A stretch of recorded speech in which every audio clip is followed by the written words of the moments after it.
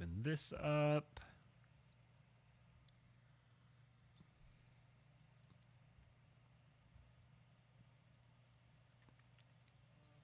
This will be great.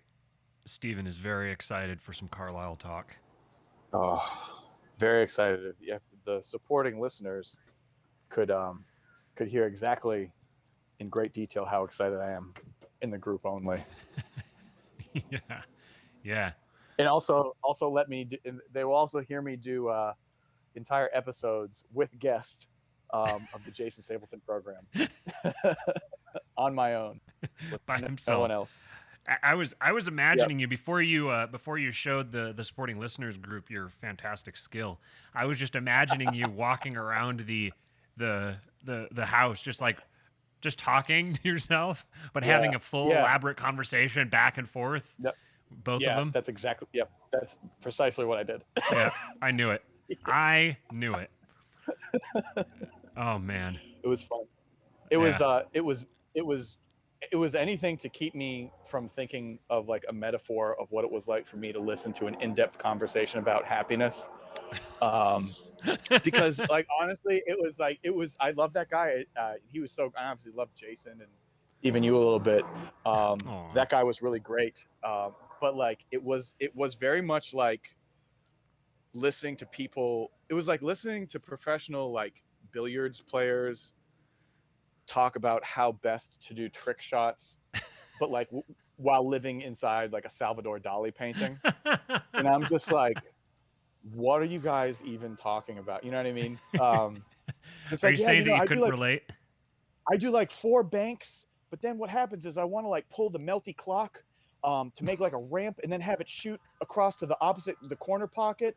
But sometimes the ball gets like melty clock material on it and it won't fit in the pocket. So how do you deal with that? And I'm like, all right, how do you hold the pool cue again? Is it, you want my strong hand in front or in back? But like, it was just, it really made me think of just like how far away I am from that. So for people who I did impressions. You just did impressions to yourself. So for people who don't know exactly what Steven's talking about right now, it was on the formerly known as the Jason Stapleton program on Wealth, Power, and Influence this morning. He was we had a guest on. He's a really fantastic guy. I can't remember his name. You can just go look it up. The most recent episode of Wealth, Power, and Influence. But he was talking about happiness and how happiness is a skill. And to be the guy who explains the joke, Steven is explaining outlining in elaborate detail that he cannot comprehend what it's like to be happy. He doesn't understand the concept of happiness. So there we go. I went and explained the joke for everyone. And welcome aboard, folks. It's another episode here of Kingpilled. And this is going to be a fun one. I've been very excited about doing an episode like this for a while. I mentioned it, I don't know, a couple months back, and we got a really good response from people. People seemed very interested in the idea of us doing a live reading of a MISES Moldbug piece. So I figured, hey, our audience here is overwhelmingly libertarian or inclined to libertarian or familiar with libertarianism, at least, especially Rothbardian. Because I think the libertarians that we get here tend to be just kind of by nature of the fact that we, the subjects that we discuss here, the libertarians that we tend to get on board here are more well-read, I should say, more educated libertarians. So not just cultural libertarians, but they're people who were exposed to they came in through economics is the most common thing, that people were exposed to bad economic ideas, and so they went to do all the research on them, and they read all their Mises and their Rothbard and their Hayek and whatever else, or maybe they're Bob Murphy or they're David Friedman or any sort of person in that vein, and decided from like an educational, rational perspective that they believed in libertarianism, or that seemed like a coherent set of ideas to them. And that's where I came from. That's largely where Steven came from. And that's kind of the perspective that we brought to the table when we first encountered Moldbug. So for that type of person, that type of I guess nerdy libertarian, I mean, they're all nerdy, but the nerds of the nerds, they're the ones who typically tend to start making it through this post-libertarian phase that we're headed into now. And I think when someone like that comes to me and they say, "Hey, what I want to read some interest Moldbug, what's the first thing that I should read?" Typically I'll send them to his Intro to Formalism, which is one of his shortest blog posts. So I'll send them that and I'll say, "Hey, this will take you 5 minutes to get through." That kind of is a bit of an explainer, but I remember reading his introduction to formalism, I don't know, 2 years ago or so, 3 years ago maybe, and I actually heard about it, ironically enough, on Part of the Problem, and I read it then, and I remember just being kind of like, oh, that's kind of some interesting ideas. He seems like someone that would be interesting to read a little more in the future, and then I didn't do anything more with him for, I don't know, a year, and it wasn't until something, I don't even remember really how it happened, but I just kind of started reading Moldbug a lot more intensively. And what I found, so the first one I read was not the one I'm going to read today, but once I read this one, the piece from Mises to Carlyle, chapter 1, once I read this one, I was like, that's it. That was what put the nail in the coffin of my Rothbardianism, was this piece right here. It is, so for anybody who's coming from the more rational side of libertarianism, if they're interested in NRX ideas or Mencius Moldbug, this is the piece that I recommend to them. Read this one, because you should, by the end of this piece, you should be Carlyle pilled at the very least. You should be very much, I had a lot of conversation on Twitter the last few days about order versus chaos, and this idea of left being evil and right being good, like inherently, that there isn't this like both sides are bad and we're down the middle. Like, no, right is order, which is good. Left is chaos, which is evil. And it's this is the dividing line. This piece is where he'll get into some of that, and you should be persuaded at least more in that direction by the time we finish this one. And there's also like he definitely outlines some paths that are on the right side of things that are definitely advised against and explained as to like why they're a wrong choice. But maybe from another piece of writing, or maybe it's in this one too, there's kind of many different rights, and there's sort of only one left is how it works. So just because I find that a lot of people want to just have like an immediate reaction to just like discount him, because the amount of work that he's put out is just so well done, and he's just so prolific that it's a pretty daunting task to sort of like take him on. So as opposed to like reading all this and then just thinking, like you said, at the very least, you have some questions to answer. You should have something bouncing around in your head. Like if you even just read the first chapter of from Mises to Carlyle, but if you just kind of hear something that's like, oh yeah, the right's good. Okay. Yep. Well, I guess he doesn't know what he's talking about, and then, just kind of wash your hands of it. And that way you don't have to wrestle with those questions.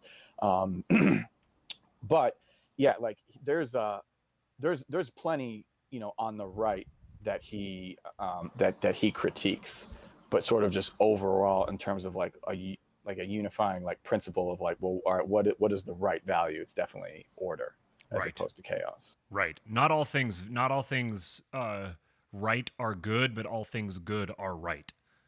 That would probably be the way of framing it. And this is also a good intro too for people, because like you said, people tend to be kind of it's kind of daunting thinking, like looking at how long some of these pieces are. This piece today is not short. This is a pretty long one. I don't know how long it's going to take to read it, but because we're going to stop and make comments as we go. But so for some people, even the thought of, oh, I'm going to sit and listen to a piece this long being read, what I would say to you is, if we sat here and talked for 2 hours, you wouldn't have a problem listening to us talk for 2 hours. This is us just talking, except it's a lot of our words are inspired by these words. So why not just give you these words? So you can sit and you can listen to these words being spoken, and it should really, I think it should really open your eyes to a lot of stuff, especially if you haven't encountered this piece before. So what's up to everybody in the chat? Mark says he's watching the show live for the first time. That's awesome. It's good to have you here, buddy. He said he commented recently and said that he realized he just got Kingpilled. So that was cool to see. Juan says, good evening, Kings. What's up, buddy? And Popular Liberty is our mainstay in the chat. He said he came to formalism through a study of Leviticus and Judges. That's awesome. He reasoned his way through the Bible. Finding out that someone else had already beat me to it and there was a word for it I was describing was a joyous surprise. That's one thing that there's people might ask, how do I know what is true, or how do I know if something is true? And one thing that I've realized is that if you and multiple other people all independently reason to it yourselves, that's one strong indicator.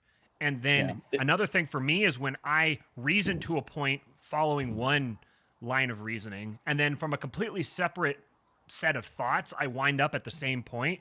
That's like confirmation to me that there's something true about that place. Exactly. There's something there. If you got to Moldbugian conclusions from Leviticus, and you agree with an atheist who arrived at the same conclusion, at the very least, there's something there to consider. Right. You have to figure, okay, why did we, operating from completely different perspectives, why did we arrive at the same spot? What are we?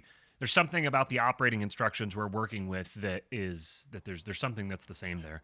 Amy, which is why I think that even like say someone who's particularly spiritual could still have a pretty good conversation with someone like Curtis Yarvin. Yeah, indeed. Because Curtis Yarvin is very much like Jordan Peterson in that he has all the trappings of a materialist. And ultimately, I think he is a materialist. I think he would consider himself a materialist.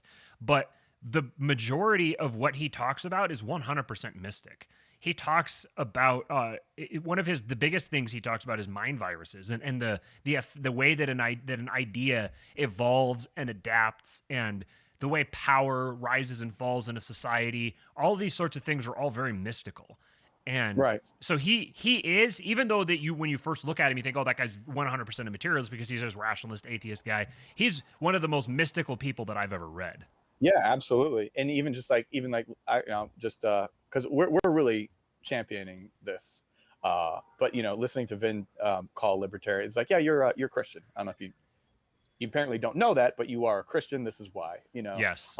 It's very similar to how Moldbug would tell a progressive that you are a very specific kind of Christian. And even if like with Richard Dawkins, it's just like, I have bad news for you, sir. Yeah, and he's like, particular brand of atheism.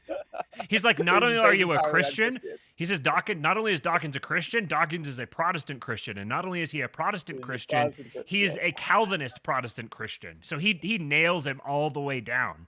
That it shows just the way that that these ideas have evolved over the decades. But we're getting there's so much overlap. I mean, it would be a disservice to like modern discourse if those two don't kind of exchange some ideas at some point. Yeah, to put a fine point on it, we want Vin Armani and Curtis Yarvin to talk to each other, but we want it to happen at the right time, and right now isn't the right time. So don't go trying to make it happen just yet. Our goal is to, I don't know, to create a fertile soil for that before we plant that conversation into the universe. Because that's right. I think it's going to be like CERN level Large Hadron Collider ideas. It has that potential at least, and it could turn into a black hole, or it could turn into an entire new reality. That's right, and we're going to do it right here. You've heard it here first on Kingpilled, where we have Mark Claire on anyway, and then we merge our supporting listeners into the pride. Yeah. You heard it here first. Speaking of, go sign up for Lions of Liberty's Patreon. I'm just doing this on a whim, so I didn't pull up the exact link, but just go look for it. Lions of Liberty Patreon. Go sign up for that, and you can get an advance access to the conversation that I had with them last week. Right after he talked to Vin Armani, he talked to me, and the full conversation will be coming out here in a couple of days, I think. But if you want to get advance access to that, then go sign up. I think you can sign up at their $5 or $10 level, $5 or $10 a month level, and you should be able to get access to it that way. And you could go support them as well because they're good people. Mark has had me on a couple of times. I've had some really good conversations with John Odermatt, and I've hung out with Brian McWilliams too. So they're all really good people over there. And okay, one last little bit of housekeeping. First of all, do us a favor and like and subscribe to the show, and then share this episode as well. As soon as you finish listening to it, you can share it now if you want, but especially once you finished listening to it, get it out there. Go share it with other people who you think are on the edge, who this would give them a bump and kind of knock them over into into the truth. We're welcoming here. Come to the dark side. The dark side is where the truth is. That's a play on the title. My sick journey to the dark side of the Force. Yeah, it would be interesting. Like, I wonder what the common thread. I want to say like Hoppa, maybe. Like when you were talking about the people who, that's an interesting dividing line. That like the libertarians who are sort of down with a little bit of Hoppa, they seem to like get something, And I was wondering if you were going to say that the people who, tune into this every or twice a week, I guess, are sort of Hoppian sympathizers or whatever. But yeah, I think that might be a good one for who to share in general this show, but maybe this particular episode is like someone who has some Hoppian sensibilities. Yeah. Hop is a guy that he's almost more divisive than Moldbug, because a lot of people don't really have strong feelings about Moldbug. They just know who he is. But Hoppa, almost everyone who knows who Hoppa is has strong feelings about him. Either he is the godfather and the kindly old godfather and just a brilliant mind, a legendary academic and thinker, or he's just this side of Hitler, the incarnation of evil, who is the reason that libertarianism can't get ahead because it's attached to the soiled name of Hoppa. Like those are the two opinions about him. So if someone's in the former camp, then they will really this piece should really resonate with him, because that's the person that he's speaking to when he wrote this. Okay, so one last bit of housekeeping here. Shout out to our sponsor, Paloma Verde. Carlos should show up in the chat here at some point. He typically does. He just started his own podcast called Los Libertinos, so go check that out as well. Carlos Abelar. He's a really good guy. They've got this great company, Paloma Verde CBD. It's a family-owned business. It's just he and his wife. They've got their little side hustle, and they want to turn it into a main hustle eventually. And so they just got an absolutely amazing product. It's phenomenal. Someone in the comments the other day suggested using CBD, like taking CBD before you go to sleep. And I was like, I'm going to try that, because I usually take it like mid-morning is kind of when I've taken it, and I enjoy it. It's nice and everything. But I've taken it the last 3 nights just before I went to sleep, and it's like my head lays down and I wake up in the morning, and it's just like one right after the other. There's no time in between. It's dead, completely dead, sound asleep. It's the most amazing sleep that I've gotten in a long time. So go to palomaverdestore.com and then use promo code KING. That is our promo code. That'll get you 25% off any order over $75. We've already had some people that have gone and used that. That was really cool. So this is our first legit sponsor, and we've got people who are showing us some support by using our promo code, and they're supporting Paloma Verde as well. So it's a great product. They've also got they've got gummies. They've got their soft gels. And then they've got this muscle rub. I've been carrying it around with me lately. I don't know where it is. This amazing muscle rub that you can use for the sore joints and tired muscles and everything, which I have far too many of. Anyway, so palomaverdestore.com. That's PALOMAVERDE store.com. What's up, Carlos? There he is in the chat. And Amy says she woke me up the other morning, and I didn't even remember her waking me up. That's true. He was all proud of himself for waking up before his alarm. Yeah. She woke me up, and I had like no memory of it whatsoever. She'd come in and said, "Hey, baby's awake," and I was like, "All right, cool." And then, next thing I knew, she was waking me up later, and I was like, "Wait, you woke me up first?" So yeah. Anyway, CBD is fantastic, and Paloma Verde is the stuff. So go support them and support our show. Okay, this should be.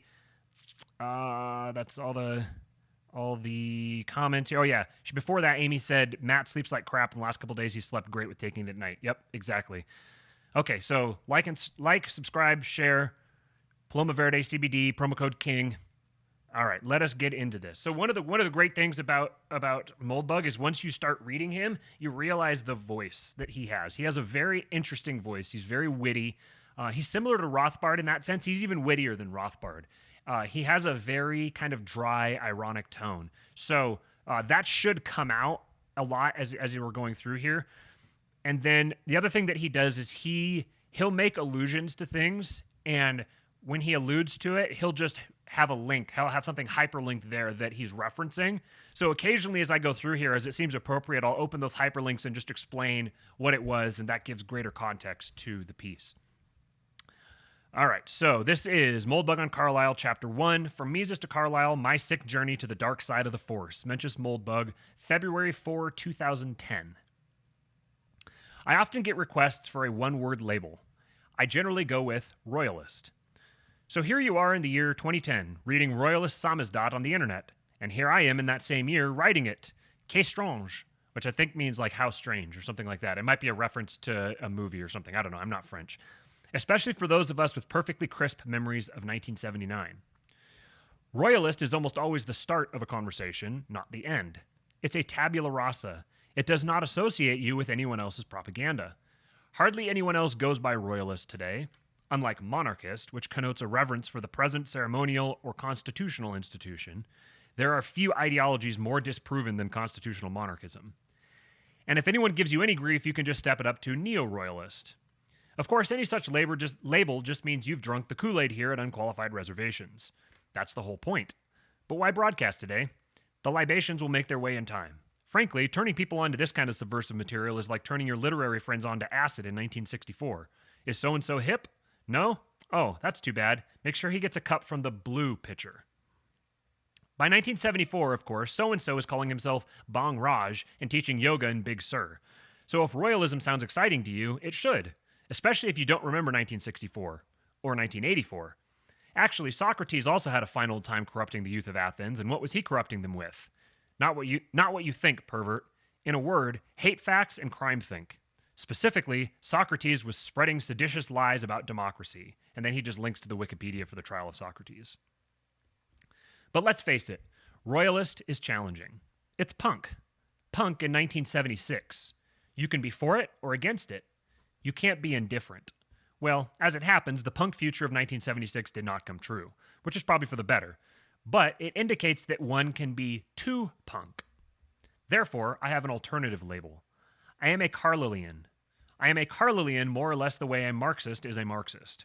My worship of Thomas Carlyle, the Victorian Jesus, is no adolescent passion, but the conscious choice of a mature adult. I will always be a Carlylean just the way a Marxist will always be a Marxist. And it is not too late for you to join us yourself. It's a big tent, this cult of Carlyle. The only problem is that since Carlyle is dead, you can't sell your possessions and give them all to Carlyle. No, you'll have to think of some other worthy recipient. But wait, who the fuck is Carlyle? Well, perhaps you saw that recent classic of the silver screen, Sherlock Holmes. As you may or may not know, ignorant earthling, this was actually based on a book. In this book, some dead old white guy writes, and he links to A Study in Scarlet and The Sign of the Four, an Arthur Conan Doyle piece. And so then now he's quoting from that piece. His ignorance was as remarkable as his knowledge. Of contemporary literature, philosophy, and politics, he appeared to know next to nothing. Upon my quoting Thomas Carlyle, he inquired in the naivest way who he might be and what he had done. My surprise reached a climax, however, when I found incidentally that he was ignorant of the Copernican theory and of the composition of the solar system. That any civilized human being in this 19th century should not be aware that the Earth traveled round the sun appeared to be to me such an extraordinary fact that I could hardly realize it. End quote. To be fair, he is Sherlock Holmes himself. Holmes is entirely ignorant of Carlyle, however, only because he is entirely ignorant of both politics and literature. Since not one man in 1,000 today knows anything of Carlyle, and that man is almost surely misinformed, please read Carlyle before you read about Carlyle. The slate is, once again, blank. Are you, too, entirely ignorant of both politics and literature? We can't all be Sherlock Holmes. This Presbyterian Balrog was locked in the stacks for a century. Sergey and Larry, meaning Sergey Chin and Larry Page of Google, blissed out on whatever blissful techno-hippie whim, scanned those stacks in bulk and sprung his ass. In other words, you can get Carlyle on Google Books.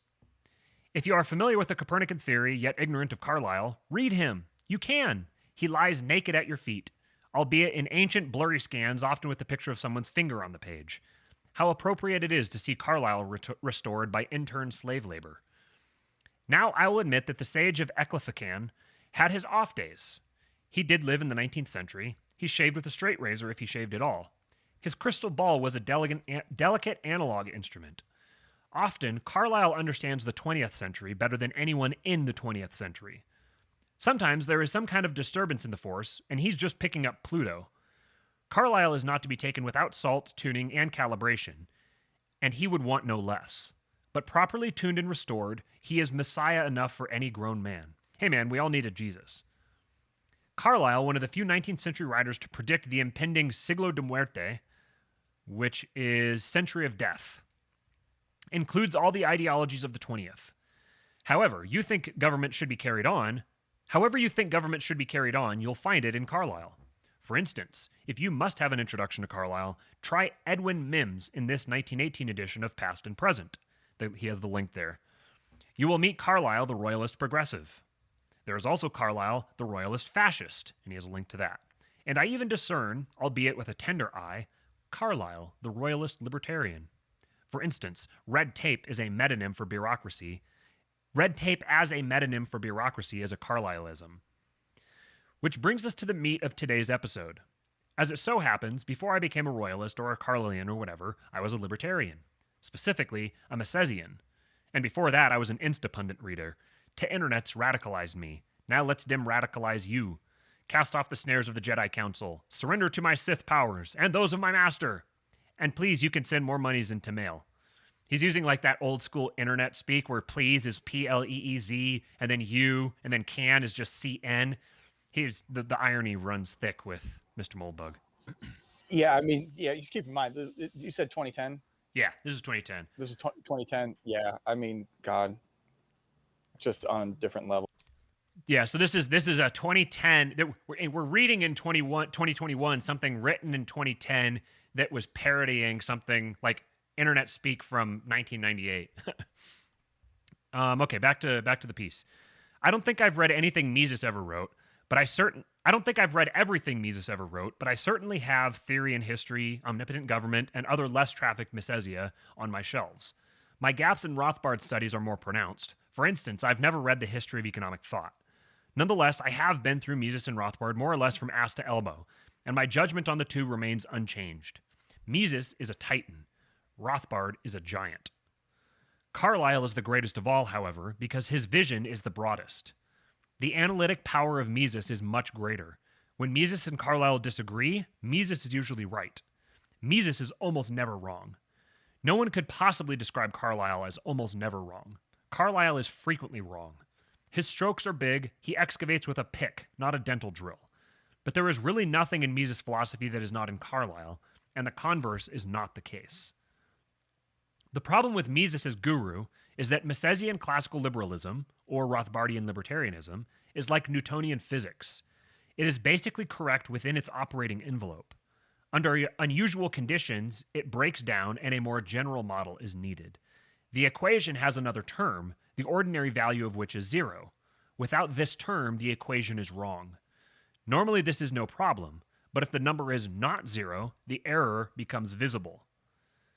Just as Newtonian rules only make sense at low speeds, Misesian rules only make sense in a secure order.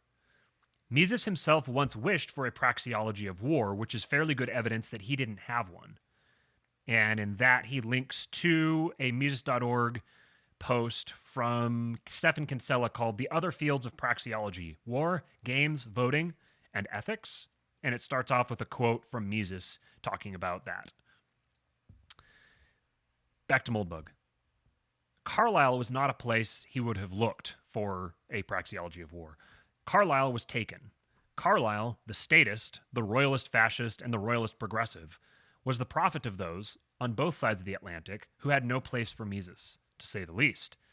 Einstein once said, "A theory should be as simple as possible, but no simpler." As a Carlylean libertarian, I would say, government should be as small as possible, but no smaller. You'll notice, for instance, that Mises is almost never normative. He will never tell you that the fashionable interventionist policies of his era are bad. He will tell you that they will not produce the results purportedly intended or that they will have some other unadvertised effect. He will tell you, in other words, that the political reasoning behind them is bad. And, as always, Mises will be right.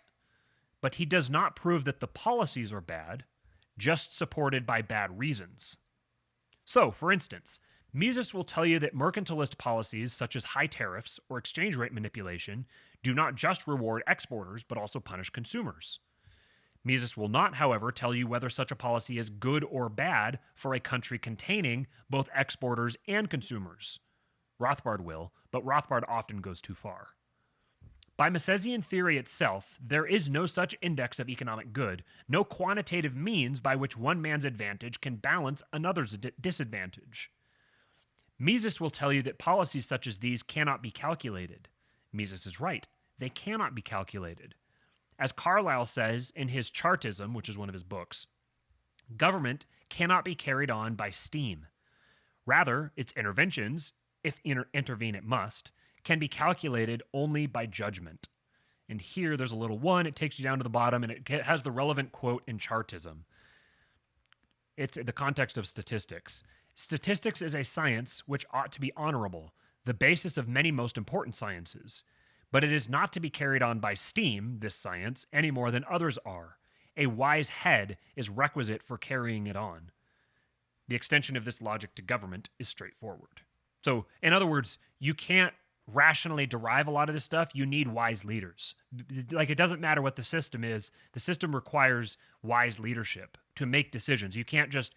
This is why people have a problem with some people's expectations from artificial intelligence. They said that ultimately there's a capacity of human judgment and creativity and the ability to weigh right versus wrong and to evaluate the long-term effects of specific things. Like, sometimes that has to be done by a human mind, and it requires human judgment. And that's basically the same observation he's making here.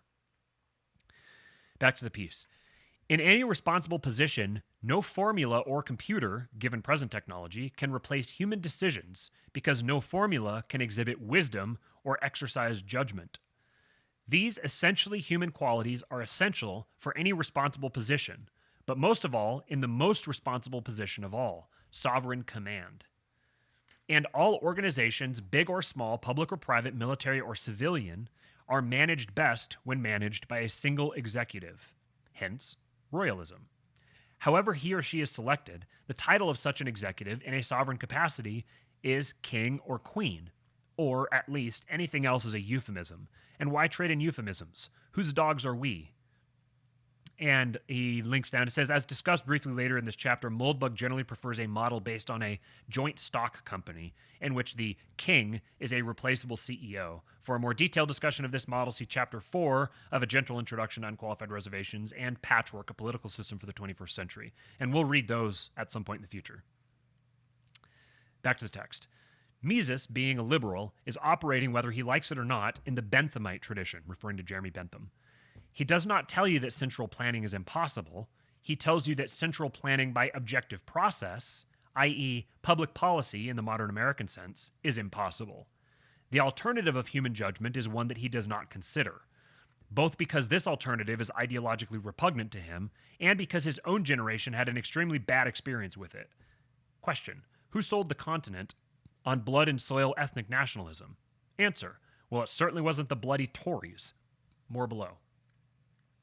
So, for instance, a typical neo-Benthamite public policy construction needs a measure of national utility, such as GDP, which is roughly net business-to-consumer sales.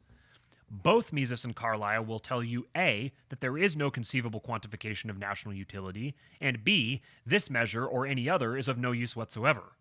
A policy that decreases GDP may be good, one that increases it, evil. To a Carlylean, such policy of government by steam is a simple declaration of surrender to Satan, like leaving port 23 open on your e-commerce server. For instance, America has built an enormous debt by consuming beyond its income, thus maximizing GDP. Oops. Good does not tolerate evil, but drives it out entirely. If you see a process inviting further evil, it may well be compromised itself. Chaos breeds more chaos. Order must extirpate it entirely or surrender to it. So again, Carlyle and Mises get the same results, in very different ways. When I went from Misesian to Carlylean, my vision of the ideal state did not change. I, and others like me, want to live and should be able to live in a liberal regime of spontaneous order, which is not planned from above, but emerges through the natural, uncontrolled interaction of free human atoms. Hayek, in particular, though no Mises, is eloquent here. What my conversion to the cult of Carlyle has changed completely is my understanding of the means by which this free society must be achieved. If it exists, it must be preserved by any means necessary, as Malcolm X used to put it, which is links to Malcolm X, by any means necessary. The quote in his speech in his last year of his life, he said, Malcolm X said, "We declare our right on this earth to be a man, to be a human being, to be respected as a human being, to be given the rights of a human being in this society, on this earth, in this day, which we intend to bring into existence by any means necessary." So what Moldbug here says, to read it again, he says, "What my conversion to the cult of Carlyle has changed completely is my understanding of the means by which this free society must be achieved. If it exists, it must be preserved by any means necessary, with the implication of we must use violence if necessary. If it does not exist," Bueller? So he's saying that it doesn't exist. "It's easy to see that libertarians have trouble with the means part because they have never come anywhere close to succeeding. There is a reason for this. Modern libertarianism is an invention of Rothbard's, consisting entirely of Rothbardianism, either straight, which is Mises, linked to Mises.org, diluted, linked to Cato Institute, or adulterated, linked to Prison Planet. Like Wicca, it may continue the beliefs of an older movement, classical liberalism, but its social links with that generation are tenuous at best. Mises himself is one such exception. He is obviously a rarity. For the most part, Rothbard created libertarianism by resurrecting a 19th century political phenomenon, that of Manchester liberalism. Absent Mises himself, this incredible fossil of the Austro-Hungarian Empire, Rothbard could have worked just from the books, as of course I do with Carlyle. Absent Mises, he probably would have. Rothbard was always a practical fellow, or at least a pragmatic one. He knew his doctrines were right and had earned the right to rule. So he tagged along on any coach he thought could get him there, from the Black Panthers to Pat Buchanan. In a similar spirit, he revived Manchester liberalism, the political rhetoric of Cobden and Bright. History is yet young, of course, but none of these strategies strikes me as showing any real sign of working. Lew Rockwell, Rothbard's organizational heir, has reversed course once again. Starting this over. Lew Rockwell, Rothbard's organizational heir, has reversed course again and is back working the left along with HIV deniers, etc. Every scholar dynasty finds its commodus. Why hasn't libertarianism worked? One thing we notice about Manchester liberalism is that in its time, this movement was a left-wing cause. In that era, the terms left and right were used, as they are now, to mean liberal and conservative, which axes had exactly the same social and cultural connotations they do now. Nonetheless, even though the politics of 19th century Manchester liberalism are exactly the same as those of 20th century Rothbardian libertarianism, libertarianism in 2010 is normally identified as a right-wing movement, at least by everyone except libertarians. If Rothbardian libertarians understood this reversal of polarities, they would understand why their means is not and cannot be successful. As a democratic platform, Manchester liberalism is effective from the left, but not from the right.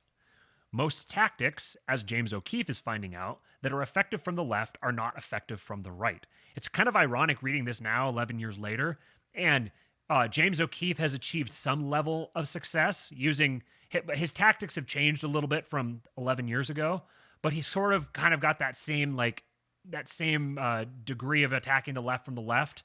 But now it's like it's having success, but like way too late. Back when it could have made a difference, it didn't have any success. There is no such thing as effective right-wing Alinskyism, at least not in the United States in 2010. Again, we see a missing variable in the equation. Symmetry is not guaranteed. The libertarian has a characteristic problem in explaining his tyranny versus freedom political axis. The problem is that most people, when they inspect history, do see a clear political axis. The axis they see, however, is not tyranny versus freedom, or even big versus little government. It is left versus right. Moreover, it is not just most people who appear to see the left-right axis. It appears across the spectrum, even to rightists. Rightists may mistake other rightists for leftists, or even if sufficiently misguided, present themselves as such. It makes no difference. Leftists do not mistake rightists for leftists, at least not systematically. They just don't have that ant smell. So I kind of stumbled through that, so let me read that one more time. It is not just most people who appear to see the left-right axis. It appears across the spectrum, even to rightists. Rightists, I don't like the term rightists. Right-wing people may mistake other right-wing people for leftists, or even if sufficiently misguided, may present themselves as leftists. It makes no difference. Leftists never mistake right-wing people for leftists, at least not systematically. Right is right, left is left. The axis is real. Jonah Goldberg can call Hitler a leftist. Hitler, indeed, called Hitler a leftist, at least in the sense that he called his party a socialist workers' party. But Hitler, while a very bad rightist, was a rightist. Not to mention a lying bastard. And anyone in the 30s with a dime's worth of brains on a dollar knew him as such. And this includes rightists with brains, leftists with brains, and centrists with brains. You can change the definition of the word, of course, but the phenomenon remains recognizable. Being otherwise abstract and meaningless, the terms left and right are perfect. Why try to flip them over? No good reason, I fear. I see this Hitler was a liberal trope catching on all over the right.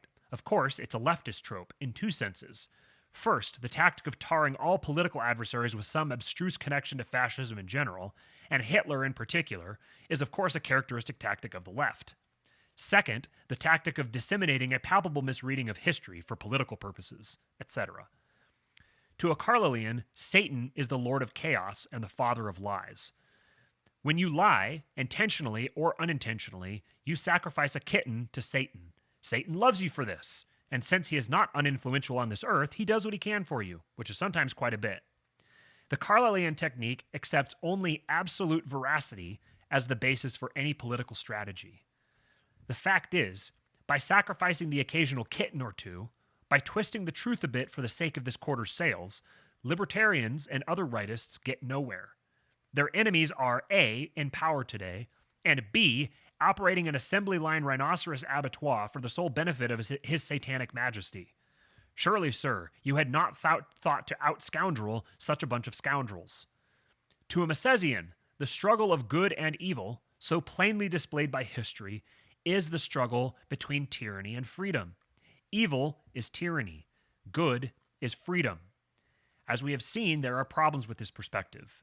Its main problem, however, is that it must obscure the difference between left and right, which is clearly significant and qualitative. If the left-right axis does not exist, why does everyone see it? If it does exist, the up-down axis gets scraped right off by Occam's razor. With one axis, do we need two? To a Carlylean, the main event is the struggle between left and right, which is the struggle between good and evil, which is the struggle between order and chaos. Evil is chaos. Good is order. Evil is left. Good is right. Evil is fiction. Good is truth. Gentlemen, there is no other road. The facts, it's true, are stones between our teeth. Shall we chew these stones? If not now, when? Note that if we find a way to make this theory work, we completely explain the Misesian perspective. Mises becomes, as promised, a subset of Carlyle. Freedom is good because freedom is fundamentally orderly, i.e., right-wing. Tyranny is evil because tyranny is chaotic, i.e., left-wing. Tyranny is one form of chaos. Freedom is one form of order. There are others of each, however, and order is always preferred to chaos. Thus, to a Carlylean, the fatal error of libertarianism is the confusion of anarchy and freedom. Not only are they not the same thing, they are opposite poles of the political spectrum. Freedom, spontaneous order, is the ultimate form of order. Anarchy is the ultimate form of disorder. One more time. Freedom, spontaneous order, is the ultimate form of order. When you get to the point that order is spontaneously appearing, that's the most orderly possible system. That's the most orderly system. Anarchy is the ultimate form of disorder. Orderliness is when a whole bunch of people are all aligned, all going the same direction.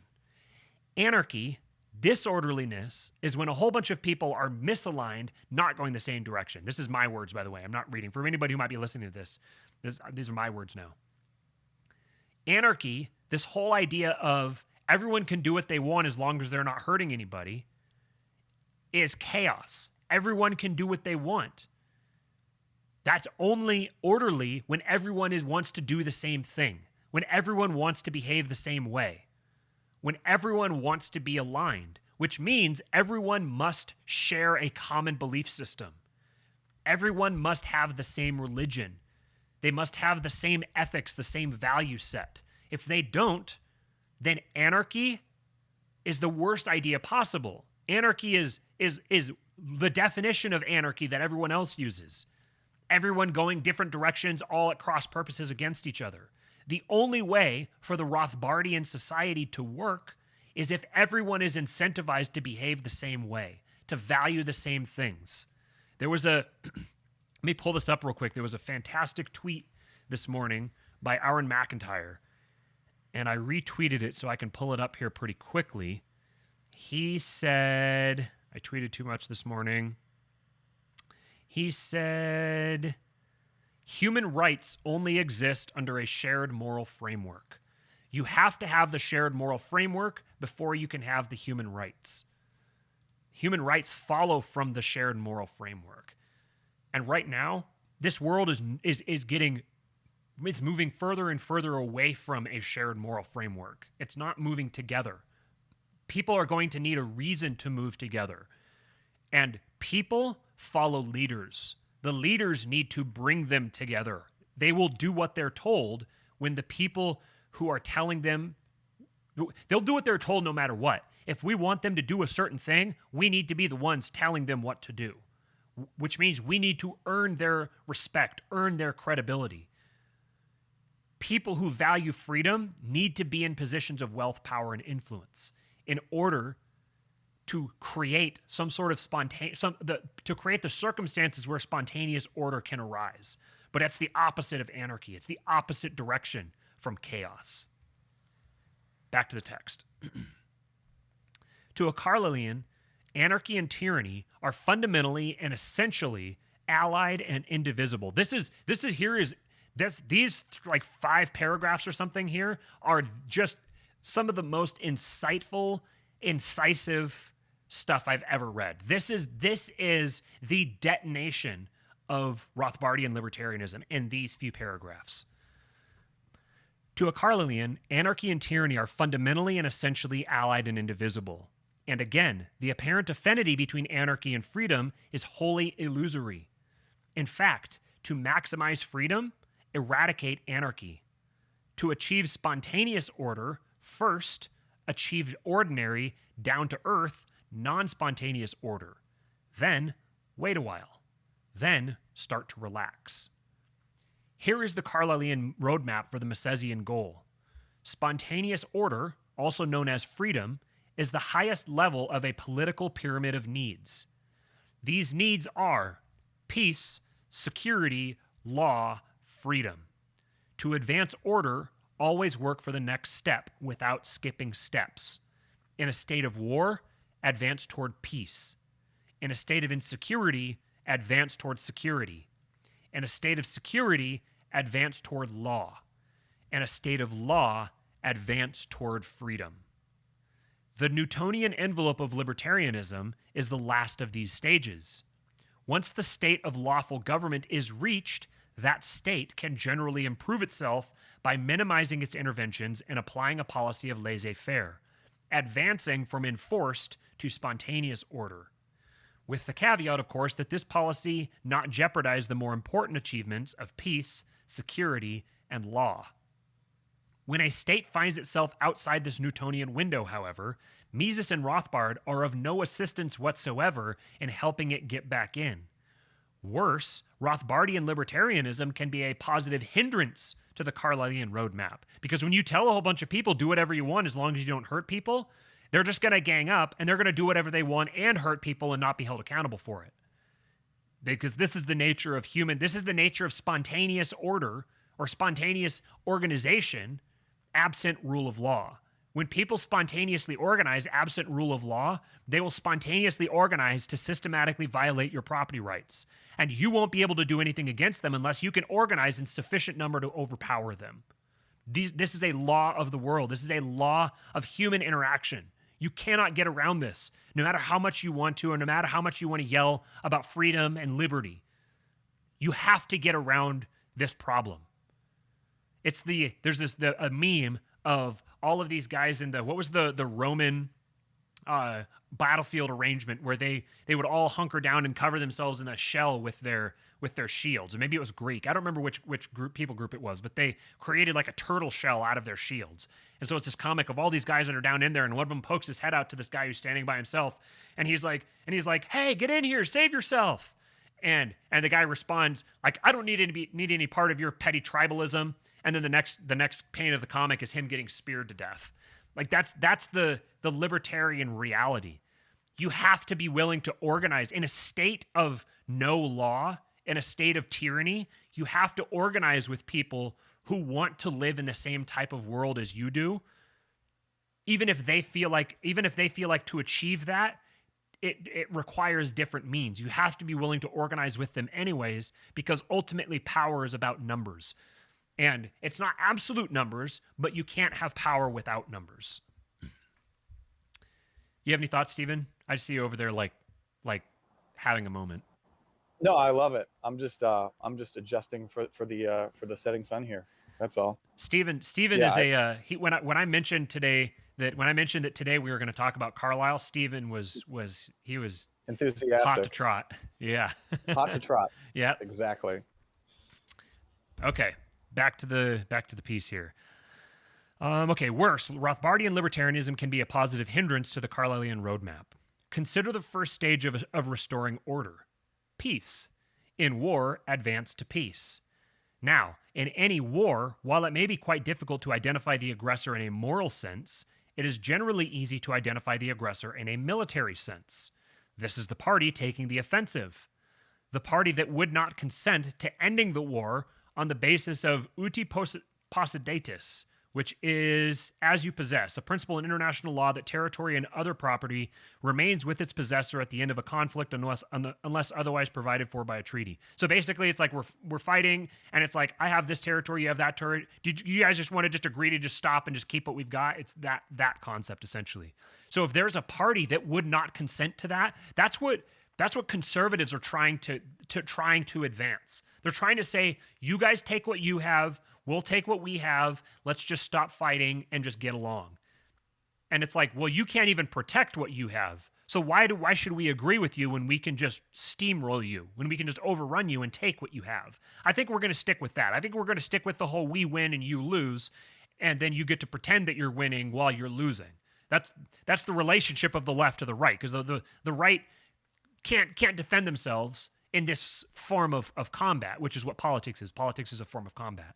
So if you identify a party that has that behavior, that's aggression. That's an aggressor. That's a person who's a threat to peace. And if they're a threat to peace, that means they're a threat to order, they're a threat to security, they're a threat to law. If they won't accept those terms of ceasefire, then the rest of it is all academic. You're never even going to get to those steps because you can't even achieve peace with them.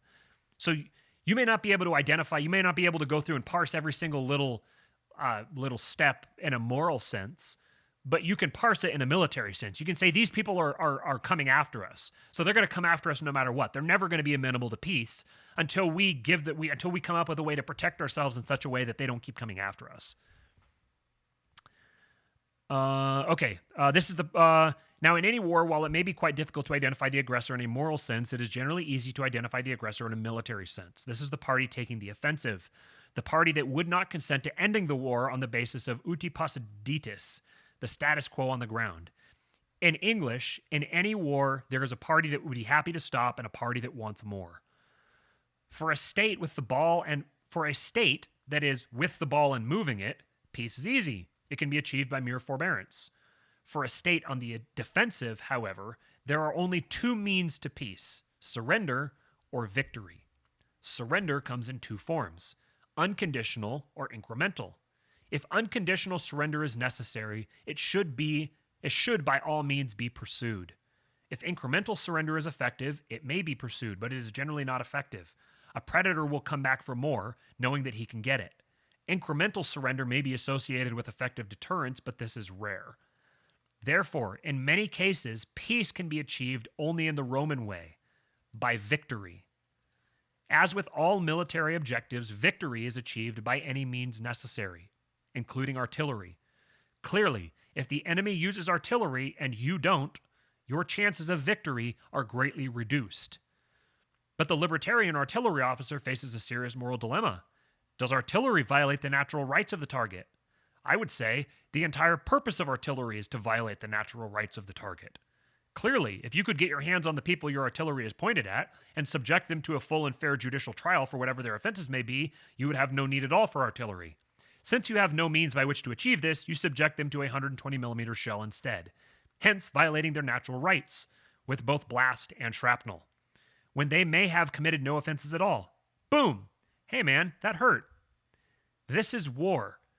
Enter arma silent legis, which is, for among arms, the laws are silent, or in times of war, the law falls silent. Or so the Romans believed. One can, of course, reverse this axiom, just as Einstein himself, on so many bumper stickers, reversed si vis pacem para bellum, which is, if you want peace, prepare for war.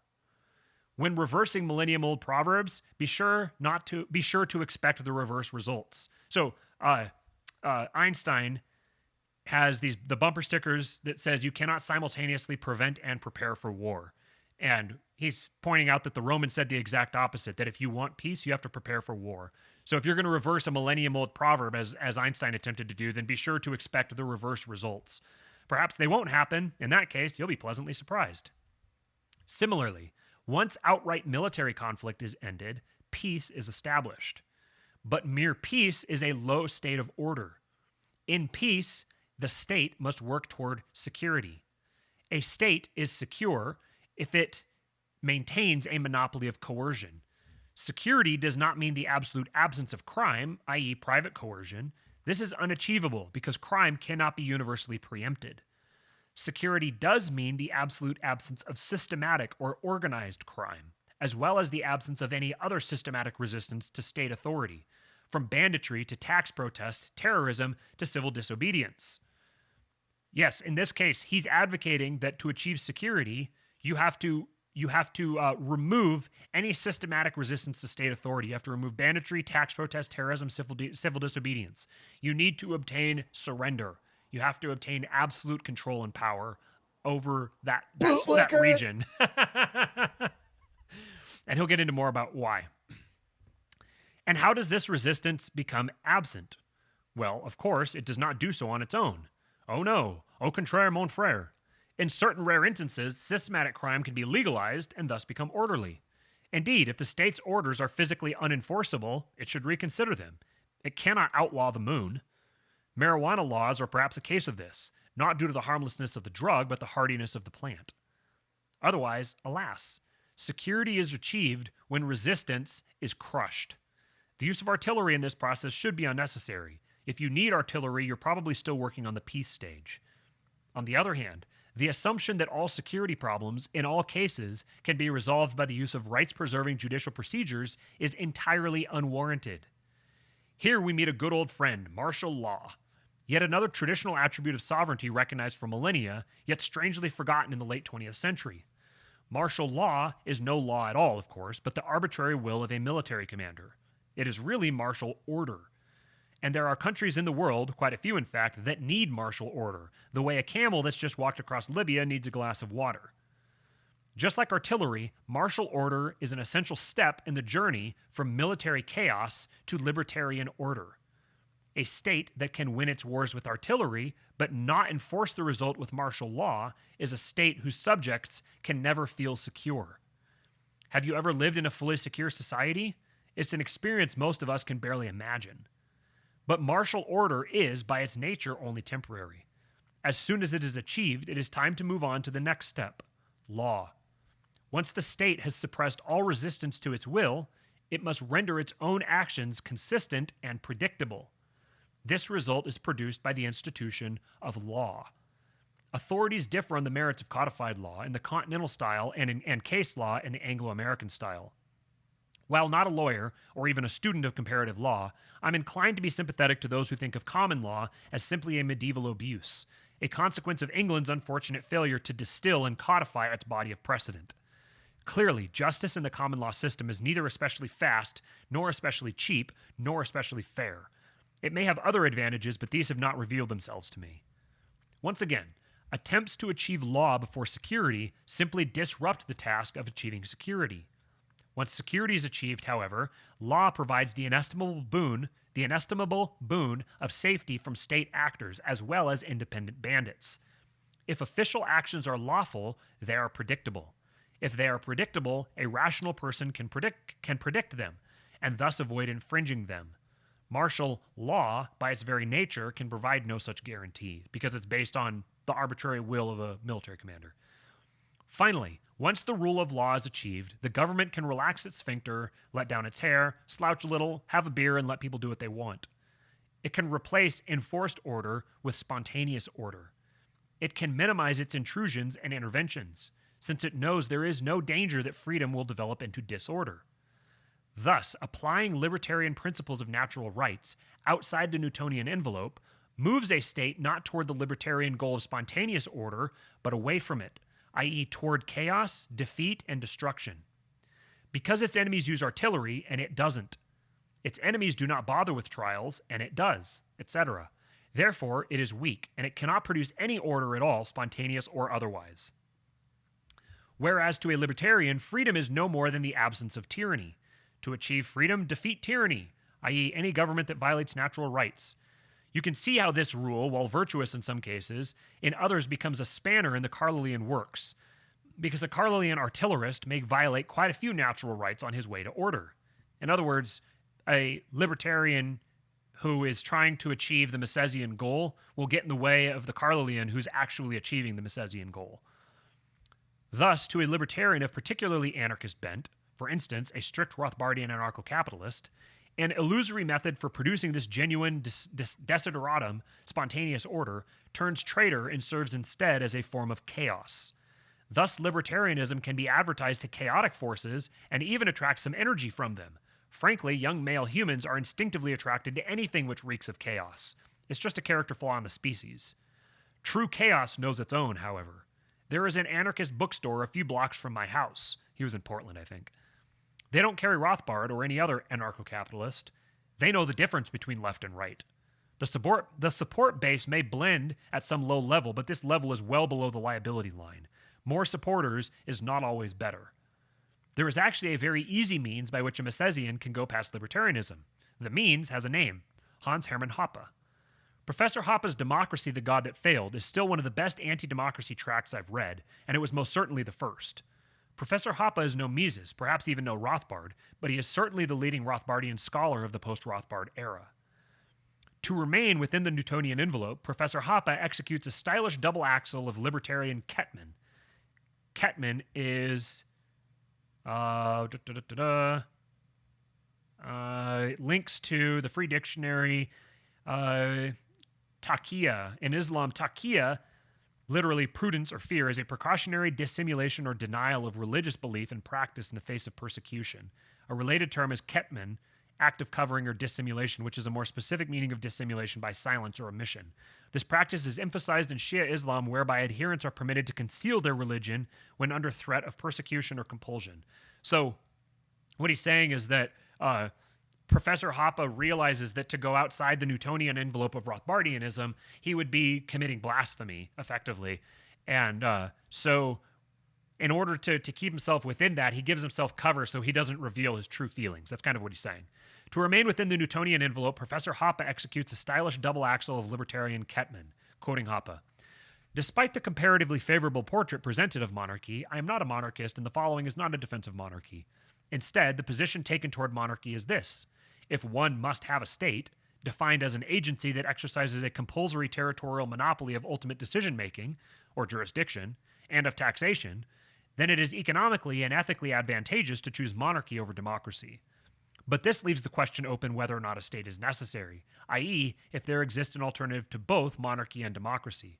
History again cannot provide an answer to this question. End quote.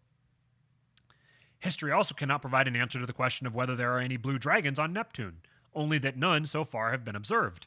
It can also tell us that our species has been operating on the basis of geographic monopolies of sovereignty for roughly the last 56 million years, i.e., since the first tree rat pissed on the first tree branch. Perhaps we could hire some chimpanzees to experiment with multiple overlapping protection agencies and get back to us on that. Or we could hire the blue dragons from Neptune.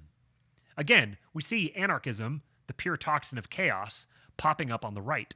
Why is that? Does it make the right more effective or less effective? Is an anarchist right more or less likely to prevail than a non-anarchist right? Will it do better or worse once in office? Well, if we generalize to the history of the leftist right, that is the right perverted to wield the weapons of the left, what we see is, well, Hitler. Left-flavored rightism is fascism, and easily recognizable as such. Fascism in 2010 is not without enemies, so A, it probably doesn't work, and B, if it works, it produces Hitler. Now, a little anarchism does not make Professor Hoppe into Hitler. What it does, however, is to make him much less effective. It entirely dissuades him from leaving the envelope and exploring this strange Einsteinian area, royalism. Instead, he falls back on Rothbard's blue dragons from Neptune, competing protection agencies. We shall have neither democracy nor anything else. As a basically innocent person, thoroughly educated by our fine institutions of learning, having attained to hardcore Misesian libertarianism, I had attained a strangely Mohammed-esque position, halfway out of the official reality. Torso fully extruded from the great net of lies, hips still stuck. I was ready to give up on the Jedi Council. I did not yet see the only alternative, a return to the old way of the Sith. In darkness, all roads are dark, yet walk we must. Dark it is, and grows not lighter. I did not see a contradiction between libertarianism and democracy. I saw libertarianism as the culmination of democracy.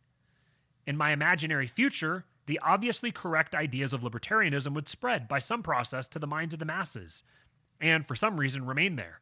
And they would elect libertarian politicians then and forever, who would govern libertarianly, or whatever the proper adverb is. I did not actually think these thoughts explicitly. Had I thought them explicitly, their aqueous character would have been apparent. I thought them implicitly, because I was a democratic libertarian. I had never reconsidered democracy. Once I reconsidered democracy, however, I could not help but notice the fundamental dependence of libertarianism on democracy. Without democracy, do we need libertarianism per se? Would we even have thought of it? Libertarianism is a formula for government. As we've seen, there are fundamental problems with the idea of any such formula. Mises quite successfully discredited non-libertarian formulas for government, but he did not show that government by any formula is practical, including the libertarian formula. Moreover, the entire proposition of government by formula appears motivated by a single goal: the need to design a system of government which can be enforced by democracy. Thus, libertarianism is both a method of government and a means by which to impose that method. The method is govern minimally, whatever precisely this may mean. The means is convince the voting population of the need for minimal government and ensure that they remain so convinced. Another way to see the problem is to examine that shibboleth of libertarians: limited government. Now, the frustrated English teacher in me notes an interesting fact about this phrase. It is in the passive voice. Who shall limit the government? And how can we ensure that they continue to do so? And if some other party does this limiting, who shall limit them? This is, of course, the old qui custodiet problem. And he links to, it's a Latin phrase, qui custodiet ipsos custodes, which is who watches the watchers.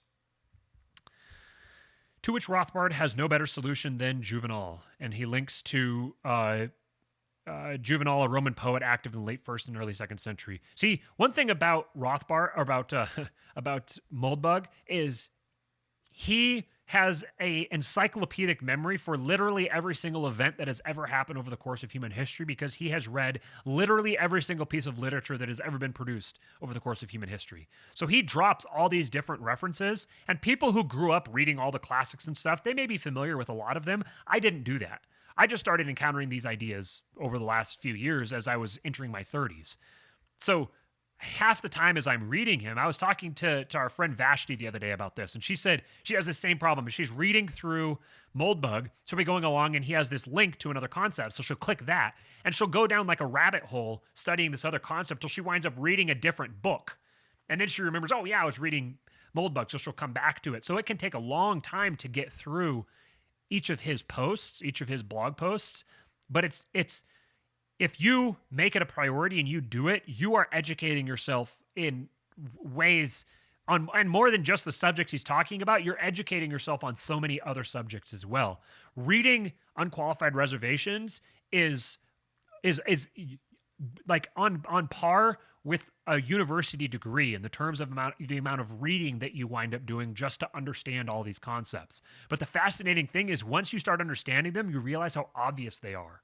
That he's making really obvious points that should be really clear to us, but somehow they aren't. Somehow we have to have our hands held through these ideas, but once he does it, then you're like, well, that was the most obvious path ever. How did I not see that? How did I not get here on my own? And that will reveal to you just how effective the brainwashing has been, just how pervasively and comprehensively we have been brainwashed and conditioned to believe in complete and absolute nonsense. And that includes libertarianism. So back to the text. Libertarians can be classified according to their wrong answers to this question. If you are that was the question of who watches the watchers, who shall limit the government. Libertarians can be classified according to their wrong answers to the question of who watches the watchers. If you are a democratic libertarian, you believe that government should be limited by popular sovereignty. You also probably haven't looked out the window in the last 200 years. If you're a judicial libertarian, you believe that the government should be limited by judicial sovereignty, i.e. by a judiciary committed to constitutional principles in the Anglo-American common law. And you haven't looked out the window in the last 75. The essential problem with both democratic and judicial libertarianism is that while we see both these phenomena succeed in history, we see them, once again, succeed only on the left. English and American history is a rich trove, as Rothbard can show you, of both popular resistance to state authority and judicial resistance to state authority. However, this resistance succeeds only when the process of undermining some higher order, royal or aristocratic. Once the people themselves are in the saddle, they no longer listen to the complaints of this form. In the democratic system today, to ask either the electorate or the judiciary for libertarian government is to ask an empowered body to relinquish powers it has. The people have powers X, Y, and Z. If they use these powers to vote government services A, B, and C, if you remove these services, you must remove the powers. If you remove the powers, you disempower. Similarly, we live in the golden age of government by judge. Most significant executive decisions in the modern system of government land, one way and another, in the lap of a judge. This is the direct result of New Deal legal realist jurisprudence, and he has a link here for legal realism. And you're asking the judiciary itself, out of mere goodness of heart, to relinquish this fat leg of ham? You and what army? Whereas when the likes of Coke contended with the likes of Charles I, judicially limited government was a no-brainer. Alas, he's talking about Sir Edward Coke, so it's actually probably Cook, Sir Edward Coke, an English barrister, judge, and politician who's considered to be the greatest jurist of the Elizabethan and Jacobean eras. When the likes of Cook contended with the likes of Charles I, judicially limited government was a no-brainer. Alas, judges are men. If we had angels on this planet, we would long ago have consigned these duties to them. Thus again, libertarianism works for the left and fails for the right. Both sovereign electorate and sovereign judiciary are perfectly happy to restrict the powers of others, i.e. the king. Convincing them to restrict their own powers is quite a different problem. When democracy is competing against the remnants of the ancien regime, the ancient regime, it is a force for limited government. Once it defeats and disempowers these remnants, it's a synonym for socialism. So the only government that you can limit with either popular will or a judiciary is a royalist system of government. So it's like the judges and the people are very libertarian when there's a king. But as soon as the king is ousted, then libertarianism disappears altogether. Nobody's interested in being a libertarian because they've gotten a taste of power and they don't want to give it up. As a post-Misesian, I'm a third class of libertarian, a royalist libertarian, which is to say a royalist. Going where Professor Hoppe fears to tread, I set myself to the problem of finding a good king and getting him into office and making sure he stays there. As a royalist, I take it for granted that a good king will pursue libertarian policies if, of course, they are called for. It took me some time to get to this point. My response to reading Hoppe, therefore, was to immediately go out and scour the libraries for other works against democracy, libertarian or not. Since I expected these works to violate my sense of common decency, I was prepared for the smell of sulfur. I found quite a few. There are indeed quite a few, though few post-1945. In general, the older the anti-democracy treatise, the better, although the High Victorians are a brilliant exception. Thus I found Carlyle, who smells of sulfur indeed. He speaks what he sees in a sulfurous world, which, as he predicted, and as indeed came true, would get a lot more sulfurous. Once Carlyle shows you the devil, you are not long unconscious of his presence. Here is a simple Carlylean puzzle for Misesians. Answer the following questions. 1. Do you live in a city? If not, why not? 2. If so, can you safely walk anywhere in that city at any time of day? 3. If not, what authority is restricting your freedom? Your answers will reveal that either A, the planet you live in is not Earth as we know it, or B, your natural rights are most directly and saliently threatened not by official forces, but unofficial forces, i.e., not by the police, but by criminals. Duh. Note the enormous explosion in crime over the period of leftist ascendancy, as Carlylean theory would suspect, and as Carlyle himself in fact predicted. For example, if we go back to A Study in Scarlet, we see Holmes with an interesting complaint, and he links to it in Google Books. Quote, "There are no crimes and no criminals in these days," he said querulously. "What is the use of having brains in our profession? I know well that I have it in me to make my name famous. No man lives or has ever lived who has brought the same amount of study and of natural talent to the detection of crime which I have done. And what is the result? There is no crime to detect. Or, at most, some bungling villainy with a motive so transparent that even a Scotland Yard official can see through it." Close quote. Official statistics, and he links to A Century of Change, Trends in UK Statistics Since 1900. It's a 34-page research paper from the House of Commons. Official statistics confirm that crime in England has increased roughly by a factor of 50 since Conan Doyle wrote. His Holmes stories, of course, were set in the real world of his present. Indeed, their success depended on their close attention to detail. So we see that an English government of the Victorian era, without DNA testing or closed-circuit TV, managed to largely abolish crime. We also see that the present-day government of England, and of other places governed in the same way, pretends to want to abolish crime, but to be unable to do so. Are we inclined to doubt this pretense? We are. Are we entitled to doubt it? We certainly are. But if this pretense is indeed a pretense, if crime can indeed be abolished by enforcement, we accuse the present regime of something very serious. It becomes an accessory to this crime, which it could have abolished, but chose not to. Furthermore, rather than admitting to this somewhat unprecedented abuse, it chose to deny the fact and plead an obviously farcical incompetence. Certainly, when the SS removed police protection from the Jews of Riga, the SS made itself morally responsible for the subsequent pogrom by the Latvians of Riga, even if all the Obersturmführers were on their lunch break or whatever. Therefore, the simplest way for a libertarian to support natural rights in his own society is to support a savage police crackdown on crime. For instance, by reimposing the standards and practices of the Victorian law enforcement system, certainly both available and practical. Inevitably, some mistakes will be made. Some innocent heads will be cracked.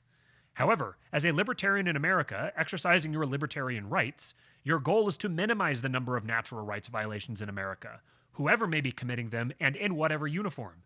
Hence, you should generally support the police against criminals. The former violate natural rights only by accident and or malfeasance, whereas the latter do so as a matter of regular procedure. In practice, it is not hard to know who is the cop and who the criminal. Unleash the blue wave! As Travis Bickle put it, someday a real rain will wash all the scum off these streets. and he links to to Taxi Driver, the IMDb Taxi Driver. There is nothing that if ever I get the opportunity to talk to that man, there is nothing I want to talk to him more about than that paragraph. Yes, me too.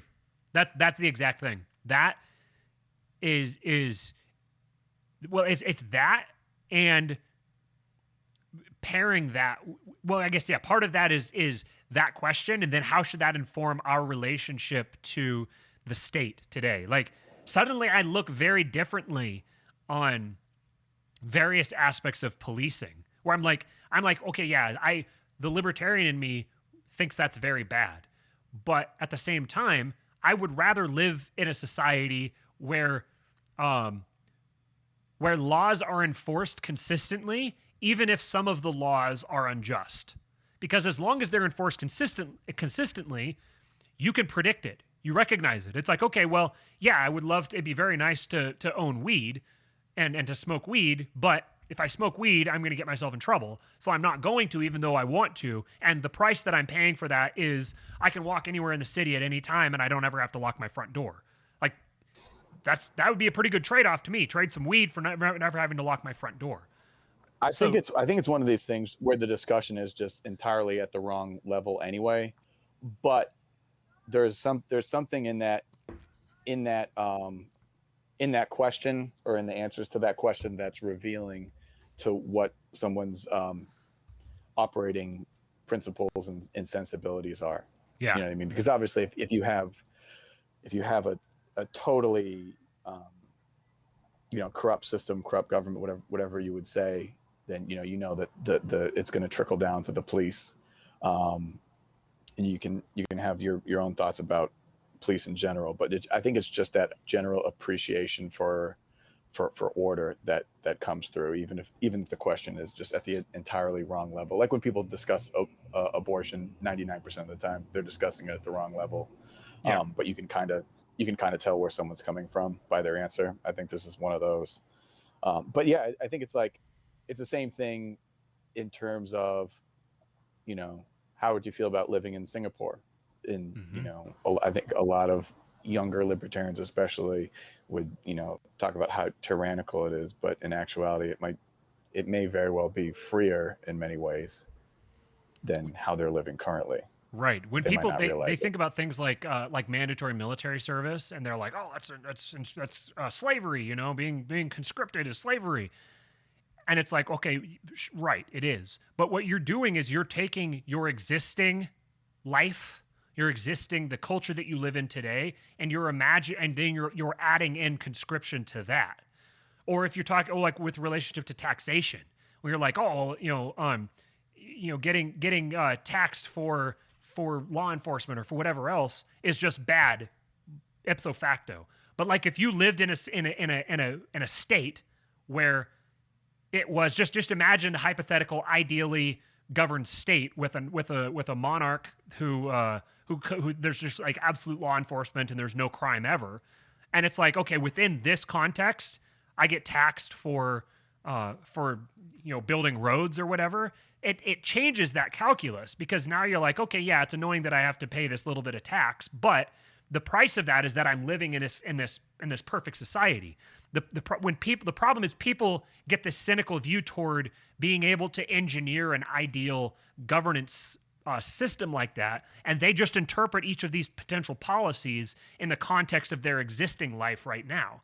Where, yeah, like an extra tax to pay for some other thing on me right now is bullshit, and I don't like it because the government isn't providing any services to begin with. If the government was providing all of the services it claims to, and there was stability and there was peace, nobody would care about their taxes. They'd be like, yeah, I got to pay some taxes, whatever, big deal. Nobody be butthurt about it. Everyone would be like, hey, shut up and stop like upsetting the apple cart and complaining. Like, yeah, you have to pay some taxes, and look how sparkling clean everything is. Look how phenomenal our clean and peaceful our society is. So what if you have to pay a little bit of tax for that? It would completely change your relationship to that sort of thing.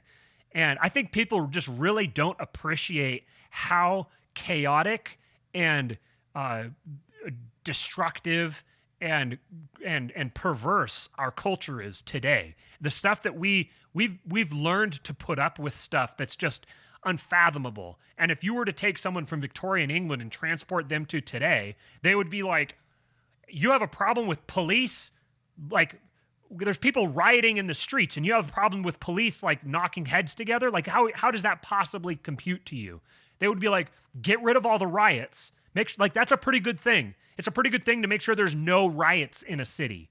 Get rid of all the riots, then you can start talking about like police and their role and everything. Like the society that we live in now is unfathomably violent compared to even there's a couple hundred years ago, in specific locations, of course. It's been fascinating watching Rome. You said you started watching it. It's been really interesting. We're in the middle of the second season now, and I'm bummed there's only 2 seasons. But it's fascinating watching it and thinking through all of these things and understanding how their society was structured with the different levels of members of society, slaves and freedmen and soldiers and aristocrats and nobles and all their different positions, and how you can see how that stratification of society evolved and how much of it was very natural, and everyone it was an understanding, and it was like there was degrees of serious violence for certain things, like getting your hand cut off for stealing a loaf of bread or something like that. But the violence, it's like the violence that did happen was more severe, but it was also much more contained. There wasn't this perpetual state of violence and corruption and everything. Now, obviously, it descended into that, but that's for basically the same reasons.